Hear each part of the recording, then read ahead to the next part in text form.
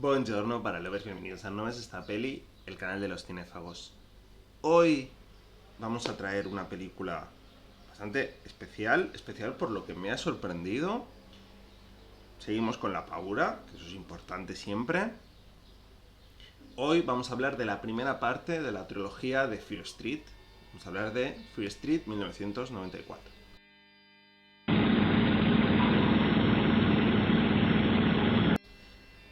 Digo que es especial porque me ha sorprendido porque se juntaban una serie de elementos que no eran demasiado buenos.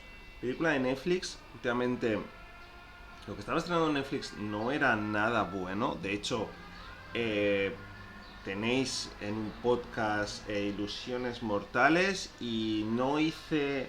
Hablé de La Mujer en la Ventana, estoy recordando ahora mismo, y no hablé de la película, que ni me acuerdo cómo se llama, que sale... Uah, bueno, de otra que estrenaron hace poco con Amanda Seyfried, porque es que me parece completamente insustancial. Netflix últimamente lo que estaba estrenando era un poco cuando no era directamente un telefilm con un poquito más de presupuesto. Y en este caso además se juntaba también que estaba basada en una serie de libros de R.L. Stein. R.L. Stein, recordemos, escritor de libros de Elige tu propia aventura, escritor de la saga de Pesadillas y escritor también de esta saga de Fear Street. Yo esta saga que no he leído. Yo sí he leído los libros de Pesadillas y es cierto que son muy míticos y es cierto que es para los que somos de finales de los 80, principios de los 90, es nuestra infancia y la serie de televisión y toda la nostalgia que queráis, pero son libros bastante malos, hay que reconocerlo, hay que quitarse a veces, hay que quitarse un poco, quitarse las gafas de la nostalgia y reconocer que los libros eran bastante malos. Entonces, R.L. Stein más Netflix no era una mezcla que partiera como algo excesivamente positivo, pero como digo, me ha sorprendido y me ha sorprendido gratamente. Esta Fear Street se trata de una trilogía de películas de Leigh Janiak. Esta chica no, o sea, como directora es sus primeras películas. Ya había dirigido, por ejemplo, El piloto de Panic, esta serie que dicen que es una mezcla entre Riverdale y Soul. Había dirigido también Honeymoon, película que no he visto, película de terror que no he visto, pero que no he leído cosas malas de ella. Y sobre todo, y esto es un detalle importante, había dirigido varios capítulos de la primera temporada de la serie de Scream. ¿Por qué digo que es un detalle importante? Porque esta Fear Street 1994 se nota que bebe de Scream, tiene muchas influencias en Scream y en otros slashers, y eso es en parte lo que le hace tan guay. Es una película, como digo, ambientada en 1994, la primera parte de una trilogía que nos cuenta la historia de un pueblo donde a lo largo de la historia, a lo largo de muchos años, hay gente que se ha vuelto loca y ha empezado ha cometido una matanza, ¿no? En la película nos hablan que la película de hecho empieza con una escena que es puro Scream prácticamente. Falta el tema de la llamada, pero aparte de eso es puro Scream. Donde una mujer, una chica joven que está vendiendo en una librería, en un centro comercial, es atacada por un asesino que enseguida vemos quién es. Y esto es un detalle importante y con el que tenéis que quedaros, ¿vale? Porque a mí es lo que menos me ha gustado de la película. Enseguida la acción se traslada a un grupo de chavales, una chica, su hermano pequeño y sus dos amigos, que deciden investigar qué ha estado pasando porque, fácil, porque una de ellas, que es de este grupo de personas que les afecta la trama, digamos, Una es animadora y la otra es toca en la banda del instituto y van a enfrentarse en un partido contra el pueblo vecino. El pueblo vecino se supone aquí hace una contraposición entre, esto está bastante guay, entre un pueblo pobre y marginado que encima, como os digo, ha tenido muchas desgracias, contra un pueblo más rico. Enseguida empiezan los enfrentamientos, empiezan los piques, sois la mierda, vosotros vas de guays, tararara, y cuando están volviendo les empiezan a perseguir un grupo de gente del pueblo vecino, entre ellos la exnovia de la protagonista y el actual novio de la exnovia. Esto a lo mejor es un poco enrevesado, pero bueno, pero lo entenderéis rápido.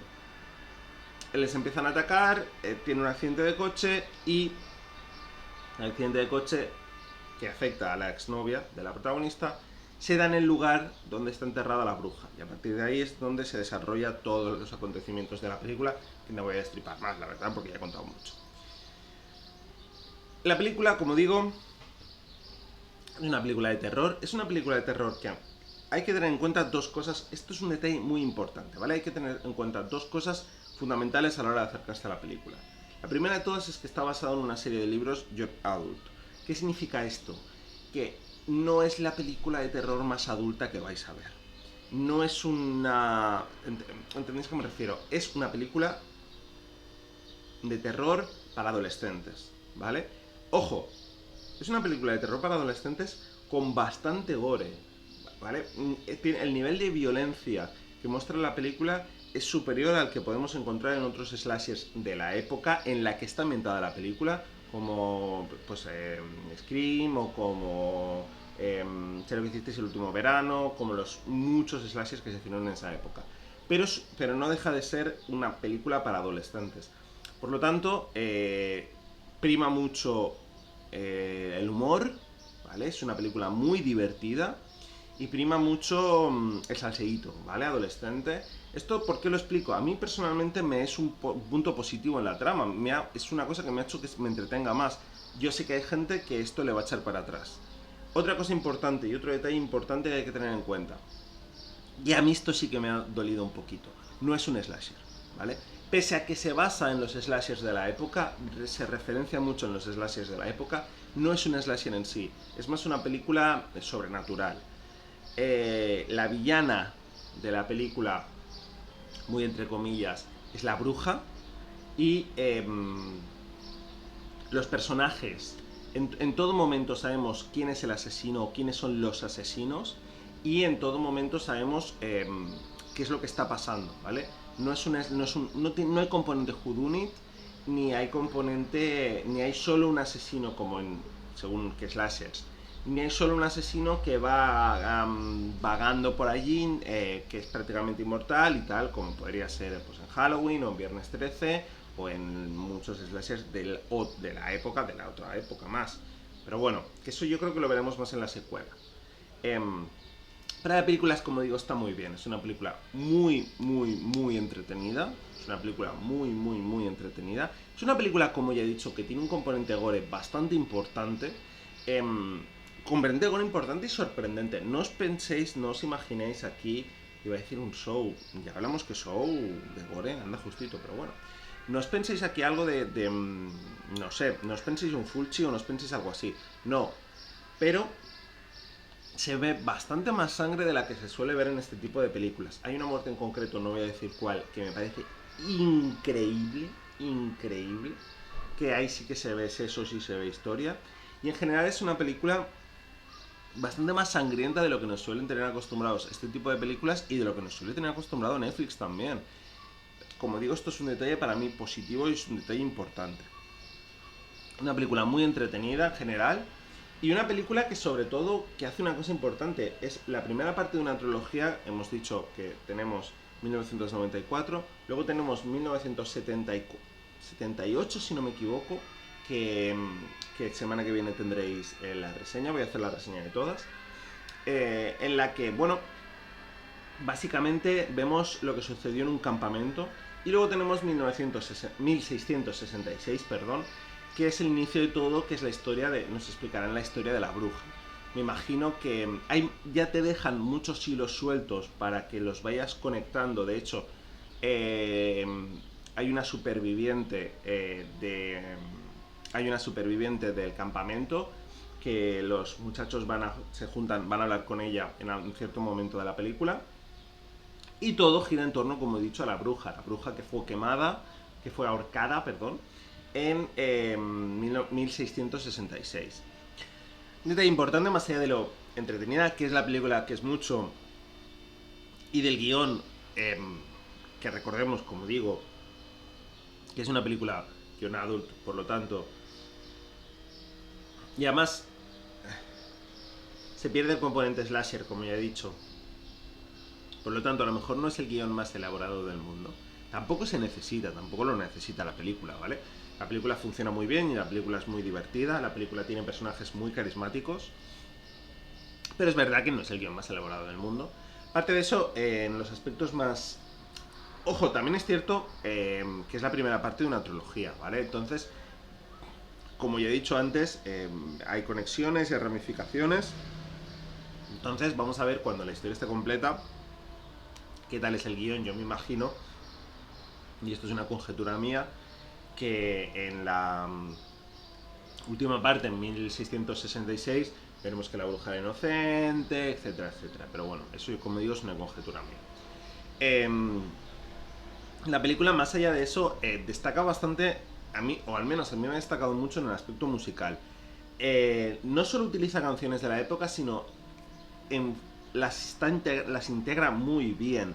Hay varios momentos en los que los chavales se ponen auriculares, que es el típico momento de llevo auricular, se lo quitan y entonces la música se corta bruscamente.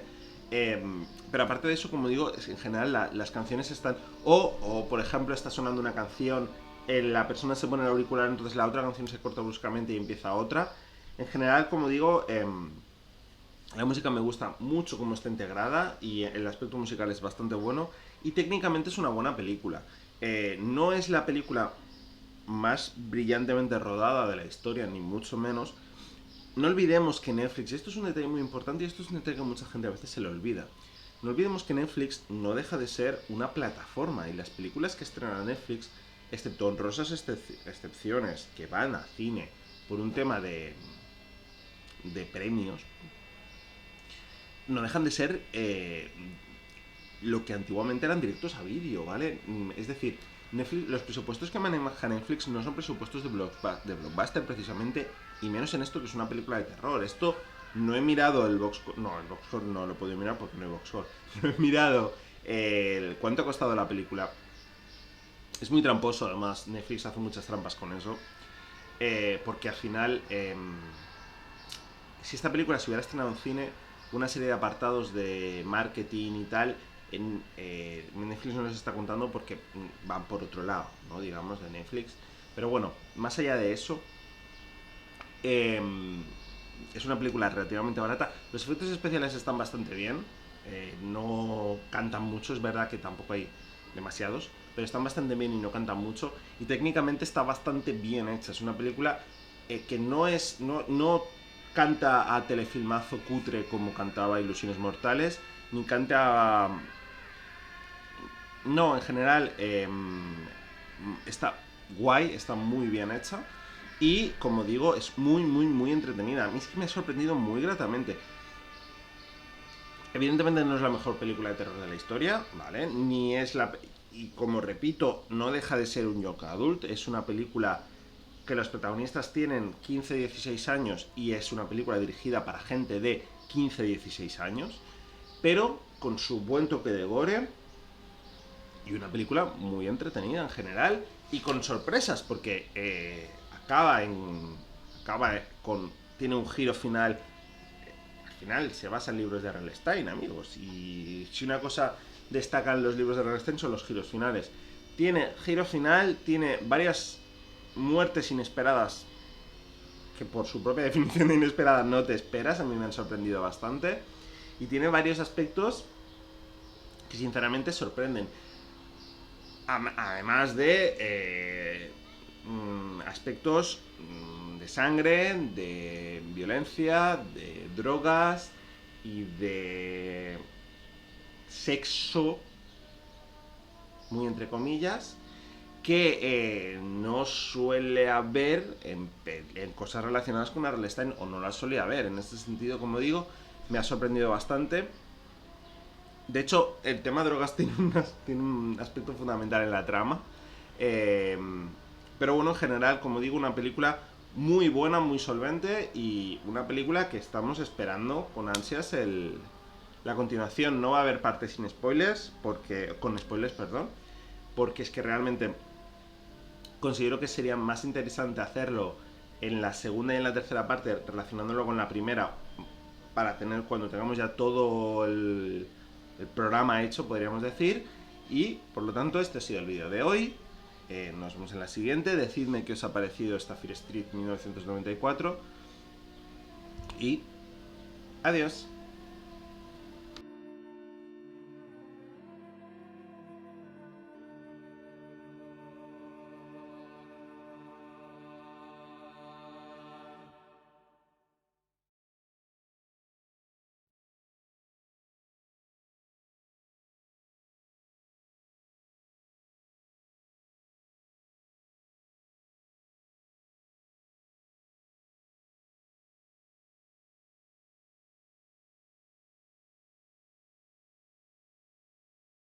Importante, y esto es un detalle que yo creo que a mucha gente se le olvida.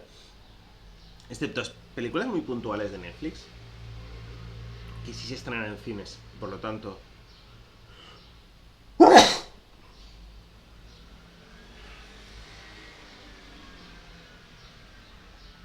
no podrían considerarse como tal telefilms. Netflix no deja de ser, las películas propias de Netflix no dejan de ser